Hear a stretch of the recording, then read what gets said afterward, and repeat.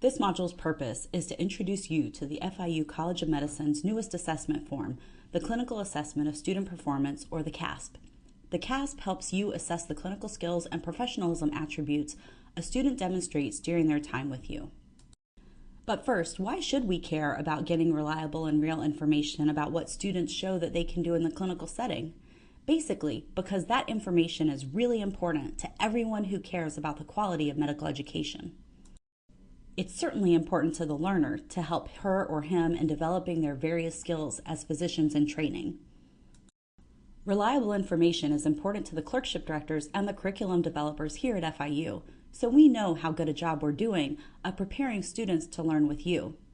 It's important to helping us identify those very few students who really need special attention from clerkship directors and clinical faculty in order to move on to residency, and ultimately safely take care of patients.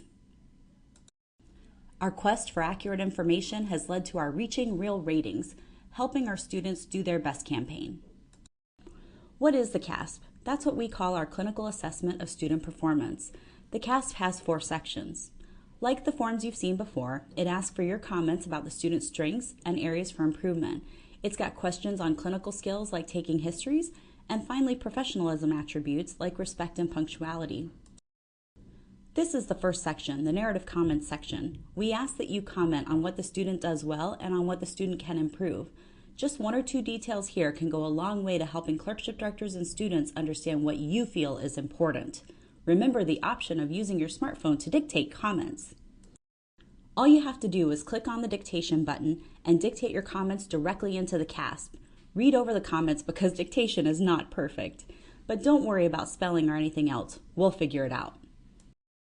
After the narrative comments comes the second part of the CASP with questions on 9 aspects of the student's clinical skills: interprofessional and communication skills, history taking and interviewing, physical examination technical skill, forming an assessment, making an evidence-based management plan, critical thinking, clinical problem solving, oral presentation, clinical documentation, and ability to work with others collaboratively. For each of these 9 questions, please always remember that you have the option of checking unable to determine, and rest assured that picking this option will not lower the student's grade. We want you to feel free to do this if you don't observe the student doing that skill. Instead, the score will be adjusted by increasing the value of the other items that you did observe and rate. If you are able to assess the student for a question, then there are only 3 options to choose between. To help you quickly read these options, we bolded the important words that distinguish between the options. How does this form determine the student's score? For items about clinical skills, specific number of points are assigned for each rating. This total is then turned into a score that is part of the clerkship grade. We've designed the answer options so that the majority of our students who are doing very, very well will be marked at this middle option. When you rate a student at this middle level, the points they get will result in a strong overall clerkship grade, more than enough to support them in matching into good residencies and moving on with their careers. If you rate a student as low or high performing on any questions, it's very, very important that you give a detail or 2 to explain that rating in the narrative comment box. When you forget to provide these comments, the clerkship coordinator will be in touch to ask you for a few comments to help support your ratings of the student. We really need you to help us identify those few students who need extra help as early in the clerkships as possible. Several of the questions refer to simple and complex. What is simple and what is complex? We want you to use your own definition here. If you mostly see complex cases, then consider what is simpler for you to care for as a clinician and do your best to extend what you learn about a student's abilities with complex cases to how they would deal with a simple case. The third section of the assessment form consists of the items assessing student professional attributes. These are softer things like commitment to self-improvement, conscientiousness, truthfulness, attention to patient comfort, and punctuality and attendance. These items are not factored into the score that this form contributes to the grade. Rather, the clerkship director looks at your ratings for these items, and if your mark here suggests that you have concerns about the student, the clerkship director will likely contact you for more detail or clarification. If the clerkship director judges after looking at all the assessments a student receives on a specific rotation that the student has demonstrated concerns around professionalism, the clerkship director will consider deducting a small number of points from their clerkship grade. More importantly, the clerkship director will be talking with the student to find out if there are underlying issues that need to be sorted out. So the bottom line is that your ratings here do not directly translate into points for the grade. Rather, these ratings are holistically considered by the clerkship director to adjust the student's grade for those few students who are exhibiting evidence of unprofessional behavior. The last item on our assessment form asks you how much you needed to help the student in obtaining the history and performing the physical exam. This is something we've never asked you for before, and it will not be factored into the student's grade. It's a new approach to getting reliable ratings, and this year we are simply curious to see how our faculty use it. We understand that necessary supervision can vary with factors beyond the student's control, such as how complex patients are and patient comfort with seeing students. Let's talk a little bit more about narrative comments. Your comments are crucial and allow the clerkship director to provide feedback to the student to help the student improve as a clinician in training. As we've already discussed, assessments are based on your direct observation. Comments which include specific details about what you observed and how you judge those observations are quite meaningful.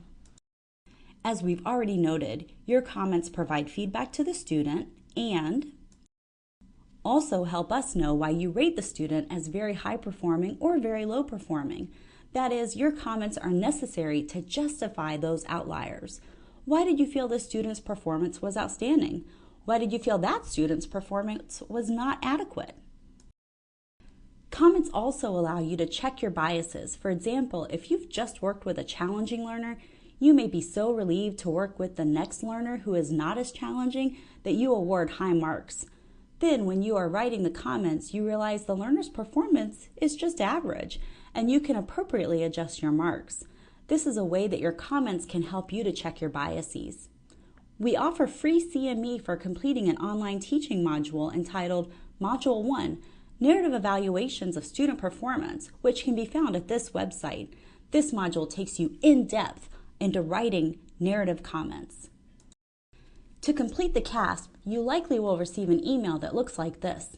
One way to be efficient in completing the CASP and including comments is to click on this link on your smartphone. And again, then just click on your dictation button and dictate your comments directly into the CASP. Read over the comments because dictation is not perfect. Let's look at a couple of examples of narrative comments and consider how we can improve these comments.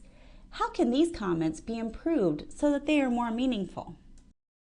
Just by adding a few details, these comments become meaningful to the student and the school.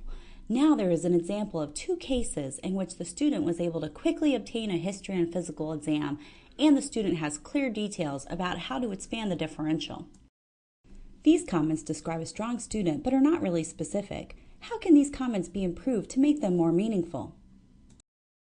By adding that her oral presentations improved with feedback and that she taught hypothyroidism to the team, we have specific examples of ways in which she contributed to patient care and to the team. Even strong students need to know how to improve. The example did not include comments about how the student could improve. Adding that she can consider next steps in treatment gives this learner concrete ways in which she can grow. We'd love your feedback. If you would like to let us know how this form can be further improved, or if you have questions or concerns about working with or assessing students, you can contact your clerkship director, Dr. Amalia Landa Galindez, or your associate clerkship director, Dr. Sanaz Kashan, or your clerkship coordinator, Dr. Melissa Armas, or your director for clinical faculty development, Dr. Suzanne Miner.